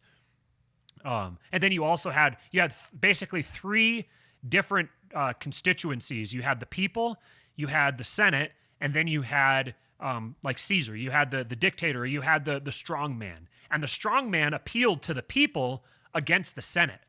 But then the Senate acted as if they were doing stuff for the sake of the people, but they were really doing stuff for the sake of themselves. And through it all, they have this idea of the republic. Everything is done for the sake of the republic. And it's never really defined like how this serves the republic. It's just like, oh, I'm doing this for the republic. It's very clearly like a spiritual concept. It's a spiritual principle. It's the political formula. That's what it is. I'm talking about Gaetano Mosca and the political formulas, the Machiavellian idea that there's a political formula that the government exists and is structured around. And the republic is this ethereal standalone entity that we're all related to, and different people do different things in the name of the republic. But ultimately, they're doing those things for self-interested reasons, and then contorting themselves in a way to say, oh, this was actually for the republic that I did it. It's very fascinating watching the difference, the way people thought back then, and the way that they approached governance. And again, obviously, it's a TV show, so it's not. There's some post hoc, artistic license, and it's it's obviously it's clouded by modern culture, but it places you in that world, and then you can sort of imagine your way around these things without necessarily taking everything directly at face value. But anyways, have you watched more than just the first episode? No. Okay. I haven't gotten too far into it, but yeah. You'll like it. All right, back to the piece here. Okay, unleash the blue wave. As Travis Bickle put it, someday a real rain will wash all the scum off these streets. The rain is on the way. Its name is President Brown. You will croak, you little clown, when you mess with President Brown. I have no idea what that's a reference to. Dead Kennedys. Okay. After that rain, preventative detention facilities will spring up like puffballs as America's streets are scrubbed clean as diamonds and left as safe as the White House lawn. This is, of course, one version of Rothbard. The Rothbard of the Rothbard-Rockwell report, somewhat exaggerated but not absurdly so. There are various libertarian excuses as to why this natural elaboration of libertarian principles is inappropriate, I know, but I have never seen one worthy of remembering. The details of this blue wave libertarianism are not important. What's important is that the Rothbardian theory contradicts itself. Applying strict Rothbardian methods, the sovereign should restrict itself to the task of minimizing natural rights violations. We have reached a remarkably non-Rothbardian result. From the a prioristic praxeology of human action, we deduce Joe Arpaio. There may be nothing wrong with this answer, but it seems strange, at least from a Misesian perspective. When encountering this formula, right is right and left is wrong, first popularized by the great Austrian reactionary Kingpilled, who, by the way, is a good read after Professor Hoppe. If nothing else, they host his books at the Mises Institute, so they must approve. Okay, let me read that. That's a really awkward paragraph to hear read. So there's this guy named Kingpilled, Eric Kingpilled. It's spelled Kuehnelt-Leddihn. So he's referencing him. He says, when encountering this formula, right is right and left is wrong, first popularized by the great Austrian reactionary Kingpilled, great care is necessary. And then he says Kingpilled is a good read after Professor Hoppe and that the Mises Institute has his books. Yes, I do believe this. Right is right and left is wrong. But only the pure article. Right, pure right, is right, and left is wrong. As for any mixture of the two, only the devil knows. The two great totalitarian tyrannies of the 20th century are both mixtures of right and left, order and chaos, in which both strains are prominent. If it is possible to be more satanic than mere anarchy alone, these mixtures proved it. For instance, if right is right and left is wrong, must we side with the right in all the major political and military struggles of the 19th and 20th centuries? If so, we find ourselves siding not only with the Nazis, but also the Kaiser, the Sultan, and the Confederates, which may be correct, but again, suggests an additional self-test is necessary. The answer is that where we see atrocities of the right, we tend to see a right-wing system whose order is seriously contaminated with some fundamentally chaotic element. For example, out of the many reactionary elements in the late Weimar Republic, the Nazis emerged triumphant. Why? Because National Socialism was best adapted to succeeding in the democratic system of Weimar. For instance, because of its anti-Semitism, an unsophisticated lower-class prejudice, it could offer up the scapegoat of organized Jewry. It could set the majority, like dogs, on the minority. Fresh meat.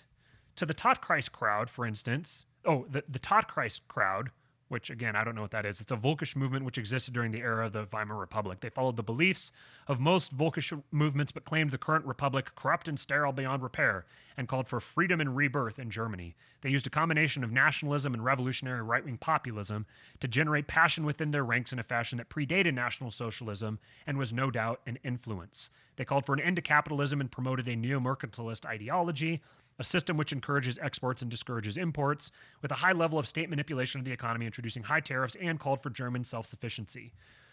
So that was called the Tatkreis. The Tatkreis crowd, for instance, had no such bait to fling the mob. They didn't have the organized Jewry scapegoat. We have no idea what the National Conservatives of Germany would have done after Weimar. Weimar could never have elected them, and they had no way of overthrowing it. Furthermore, we again see the use of leftist tropes by a rightist movement. How did Hitler come from German nationalism? Where did this bug come from? Well, perhaps it came over the Alps from Italian nationalism, or across the Danube from Hungarian nationalism, or, with the notable exception of later German and sometimes French nationalisms, all the nationalist movements in Europe are pet projects of the British and American liberal. Yes, that same Manchester liberal, mostly, though not entirely.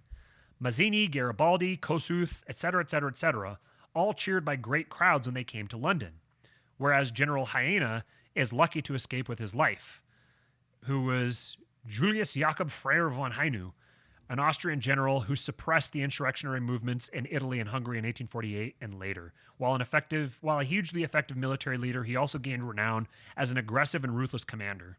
His soldiers called him the Habsburg Tiger. Those opponents who suffered from his brutality called him the Hyena of Brescia and the Hangman of Arad. So all these different liberal types were all cheered by great crowds when they came to London, where General Hyena is lucky to escape with his life. It is not obvious that ethnic nationalism makes any sense, except in the context of democracy. Thus, we see the two as co-infections, like Kaposi's sarcoma and AIDS. The Nazis, fighting against democracy, pick up this Kaposi sarcoma and use it as a weapon in the opposite direction. Once again, I would recommend very strongly against this trick. Not only were the results extraordinarily dire the one time it did, sort of, work, it's generally just a way to alert the immune system. Thus again, we see the practical advantage of absolute veracity. But there is still a greater difference. When proselytizing toward a libertarian or any other red Republican, a royalist has another easy question to start with. What is the difference between Frederick the Great and Hitler? Both, after all, exercised absolute personal authority over a country of Germans. Yet refugees fled from Hitler's Germany to Frederick's Prussia. Was this predictable? If so, how? Until you understand the difference between a king and a dictator, you will continue to confuse the timeless human institution of monarchy with these monstrous 20th century abortions. In truth, the dictatorships of the 20th century were attempts to restore the vitality of the old regime. The bad ones were just bad attempts. Bad is bad. Anything can be done badly, monarchy and democracy certainly both included. Hitler himself was a huge Carlyle fan, but Hitler was also Hitler. If you don't understand the difference between Hitler and Frederick, it is not because you are ignorant of Hitler. The educated person of our time has a remarkably accurate picture of Nazi Germany.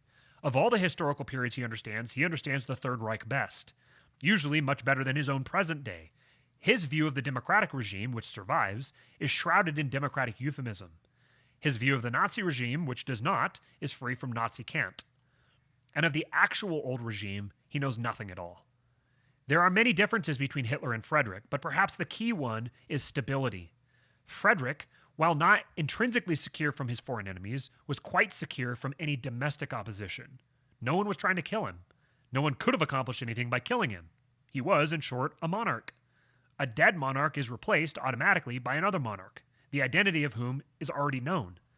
If the old monarch was assassinated, God forbid, the new monarch is generally not the assassin or his employers. Not so for a dictator.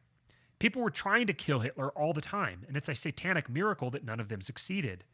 If, say, Elzer's bomb had worked, it would have changed the course of history. There was no Hitler 2.0 or Vice Hitler or son of Hitler waiting in the wings. Hitler, for all his faults, was one of a kind. Thus, the incentive was considerable. And thus, Hitler, unlike Frederick, has to devote considerable effort to shoring up his sovereignty, which is by no means secure. He has to scapegoat the Jews and fight the communists, for instance. His sovereignty depends on his popularity, and he's popular because he fights these popular enemies. Otherwise, what's the point of Hitler? Hitler is also noted for his two-in-a-box management style, in which he gives multiple subordinates the same job and lets them fight it out. This is generally not recommended at Harvard Business School, and so on. Thus, irrespective of his dubious sanity, Hitler has a rational motivation for tyranny. His regime is inherently violent, thus inherently chaotic.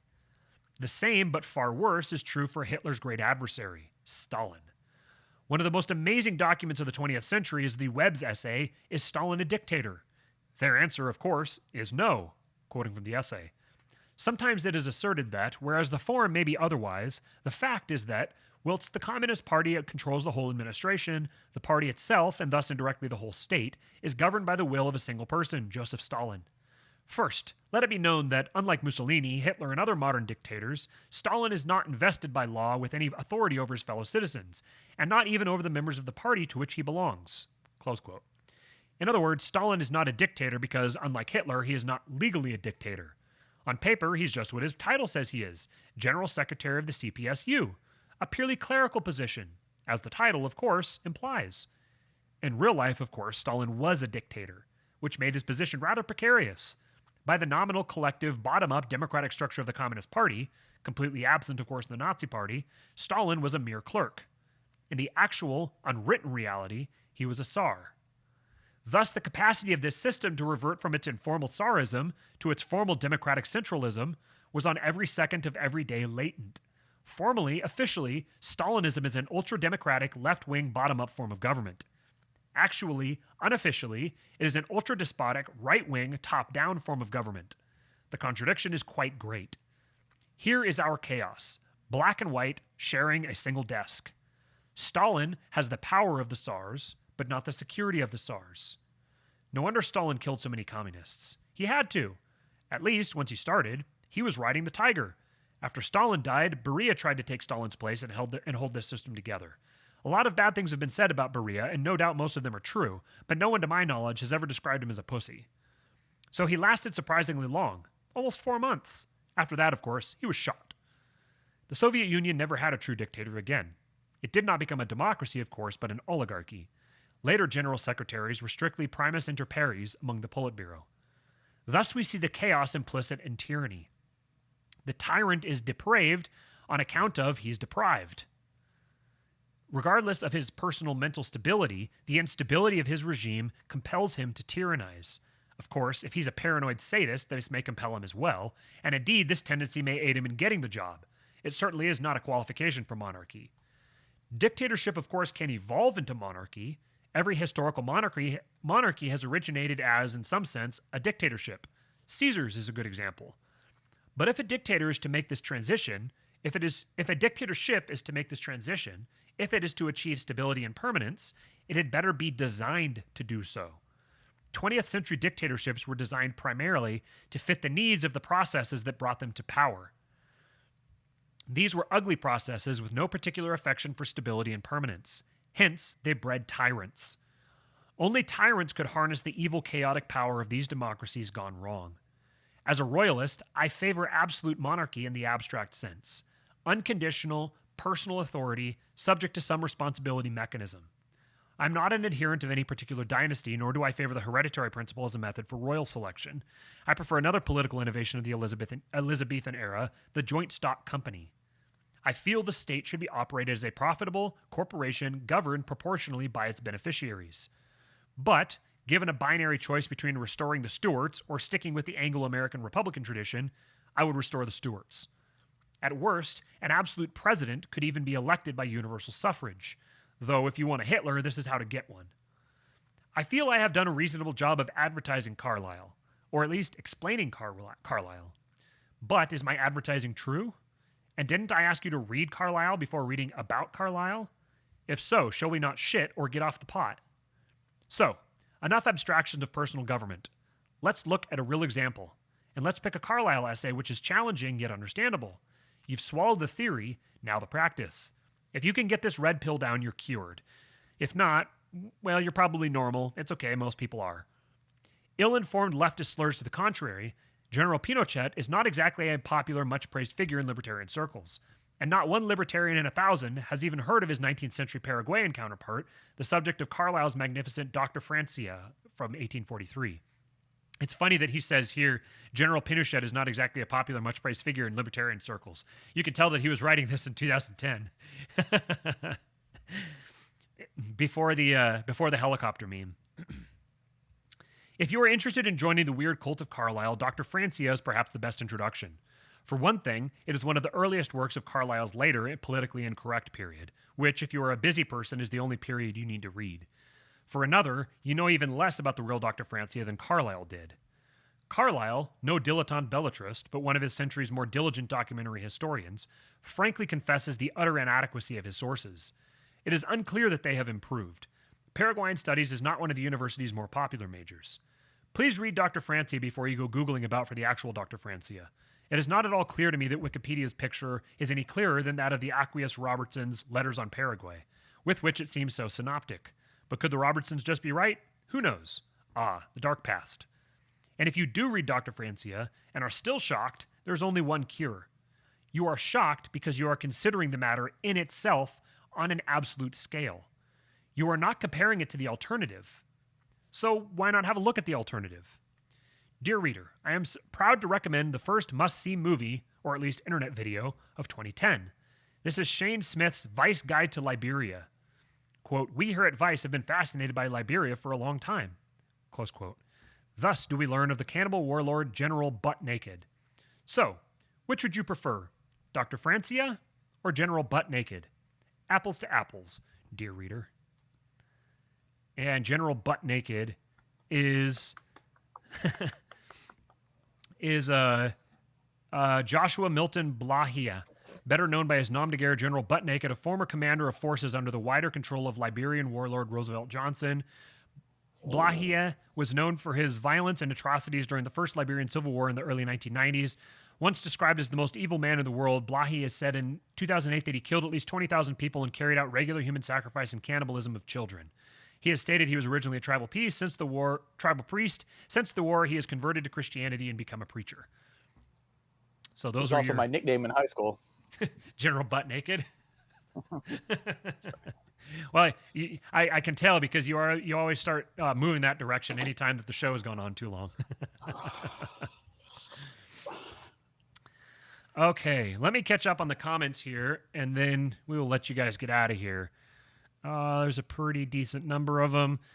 I know that this was. I'd be really curious to hear you guys' feedback on this. If you, what you think of doing a live reading like this?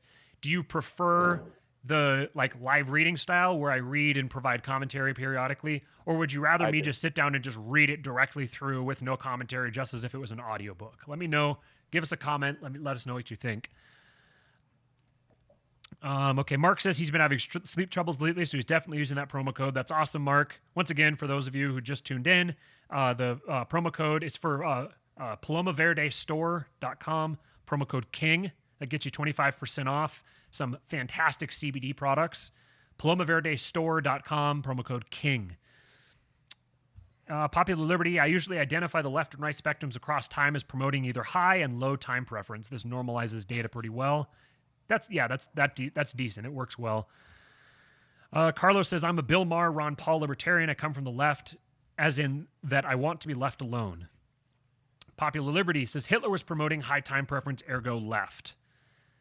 And Miguel says the definition of anarchy. What? High time preference? High time preference would be left. So it's not planning for the future. It's like working for the tomorrow. Demonstrated more lower time preference than the left. That's true. That's an interesting point of debate there, because the communists are the ones who have really planned for the future. But it's almost, I would need to dig into that a little more, because they're all, as a materialist, consumption oriented ideology, it's very, like, people become communists because they're materialist downfalls, they're materialist shortcomings. They're, typically they're poor. That's the people who communism appeals to. But the people who are the dyed-in-the-wool academic communists, it's always been a bourgeois ideology. It's always been something of an ideology of the aristocracy. It's always rich white people who are conceiving of and preaching communism. So I need to think about that, the relationship to time preference there. I'm sure if Popular Liberty's still watching, he can probably chime in. So Miguel said he didn't like Moldbug's definition of anarchy. He says, anarchical society describes the worldwide order of independent states who share common interests and values and subject themselves to a common set of rules and institutions in dealing with each other. Combines the claim that no world government rules over sovereign states with idealism's emphasis on the common concerns, values, rules, institutions, and organizations of the international system. But in international relations, international law is a guideline. Over the history, international law is constantly changed by great powers making new laws reflecting their preferences. Need to read that a couple times, take a nap, have a steak. Yeah. Basically, my understanding is basically what he's saying is that states, that each individual state or countries, the way we use countries today, that they all exist in a state of anarchism with respect to one another. That they don't have a government that governs them. But I think this kind of there's a degree to which when you're operating at a particular scale, there's like things like humans behave differently at different scales of human organization.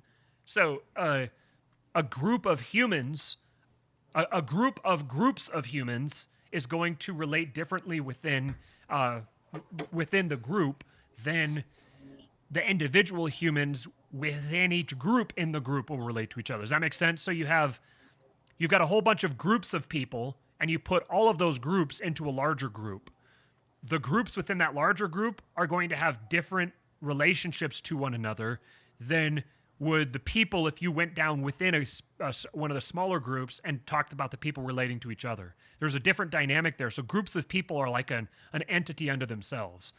So speaking theoretically, just because groups of people at the macro level, like nations, are able to relate to each other in a state of quote unquote anarchy, that doesn't mean that individual humans are able to relate to each other in that same sense. I would challenge the basis of the position altogether, because I think that trying on a global scale, thinking of individual countries as sovereign decision makers isn't a very useful rubric for dealing for thinking about them. I think that thinking of the organization as its own self rather than the people within the organization, because someone can move from a position of leadership within one state to a position of leadership within a corporation to a position of leadership within an international NGO to a position of leadership within like the UN or something like that. That individual person's decision-making and incentives and tendencies are going to be much easier to understand and follow and much more influential than the individual sovereign state itself operating as if, like when we talk about the United States did this, or Peru did this, or Iran made this decision. It's not the country that's making the decision. It's individual decision makers within it who are operating under the premise that they're controlling a sovereign entity, but it's really just the people themselves. And I think that it's much more useful to think of it in terms of the people themselves rather than trying to act like, oh, well, the U.S. decided to do such and such. The U.S. decided to do such and such because the office of the presidency and the majority of Congress is currently controlled by a shadowy cabal of NGOs and financiers and other terms that I would probably get the episode deleted if I started referring to them. So those are much more like a global government than I think that I don't think that countries exist in a state of anarchy to each other in effect is what I'm saying. Okay. Popular Liberty. I can't believe I've never read this before. It's so dang good. Yeah, it's one of my favorite things I've ever read. Miguel says, in essence, he's saying what war making and state making has organized crime. Charles Tilley. What I argue in my class is that you can only have development once you have security and institutions are unchallenged. Okay. Carlos says these ideas have no chance in the tribal valley regions of Afghanistan. Popular Liberty said tribal Afghani society is far closer to real Ancapistan than anything written by Rothbard. Real tribal anarchy is extremely far to the cultural right. Yeah, tribal anarchy is extremely, extremely right wing, and those tribes are typically like that's as you're reading or as you're watching something like Rome, or as you just if you think about these organizations of people back then, one thing was that they didn't have a global consciousness of each other. They didn't have the internet. They didn't have cell phones. They didn't have electricity. They didn't have these things that connected people, even a car or a plane, where you can like really quickly get yourself from one point to another. Everything was extremely slow. And the vast majority of people and places in the world, they'd never encountered. They would only, it might as well have been Mars to them. So like if you were in Greece in 100 AD or 100 BC, talking about Paraguay would be like talking about Mars today. It's like, yeah, it exists, but I'm never going to go there. It's like not even on the radar. So there's a difference between when the world, like we have global consciousness, we're interconnected all across the world, and we can't escape from that. You can get anywhere in the world in a short period of time if you want, and we have a super networked consciousness of the whole world. That creates a completely different constraint for interaction between people than this sense where it's like the wilderness is right outside your door. And it's like, you get out, you ride a horse a couple hours that way, and suddenly you're out in the middle of nowhere, and it's total no man's land. And it's just, it's whoever has the power here. And that changes the dynamics of it makes people's cultures much more conservative, because rapidly changing any sort of cultural dynamic within your society can leave you immediately at risk of being conquered, either by nature or by a foreign tribe. So the cultures were much more rigidly hierarchical and very socially conservative, and they looked at anybody who was different or acted differently with deep suspicion. This is where you get things like racism and people's intolerance toward people who are different than them. That's a deeply wired biological instinct, because for the vast majority of human history, if you saw someone from a different culture, there was a very good chance that that person represented a potential threat because they don't believe the same thing as you. They don't practice the same sort of law as you. They don't have the same religion as you. They don't behave the same way. They don't have the same sort of like cultural tendencies. And you have no reason for them to feel like they're going to have any respect for you. So people were deeply suspicious of anybody immediately outside their immediate people group. And that's something that only goes away after a lot of years of mixing of different cultural groups and religions and ethnicities and all that sort of thing. So the idea that you would have a lot of liberal Steve happening.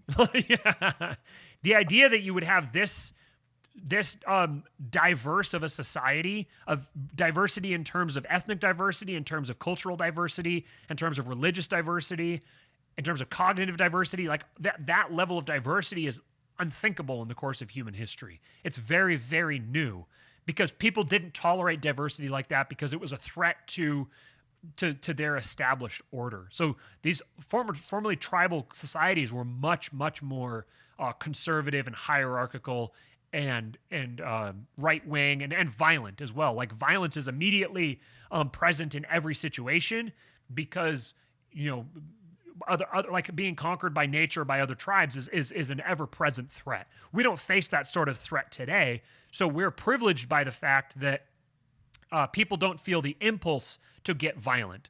But then the funny thing here is that we have less cause to be violent every day, which means our societies are much more violent all the time. Somehow the threshold for violence has been raised significantly, the violence that we'll tolerate.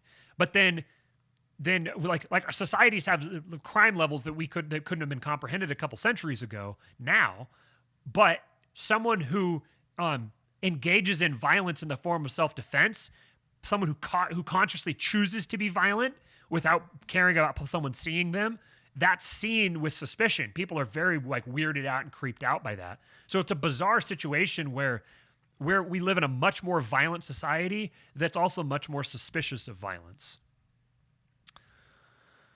Okay, almost down to the bottom here. Popular Liberty says, your weed versus crime example is a perfect example of functional freedom versus theoretical freedom. Yeah, is freedom something that you supposedly have or something that you actually have? Like,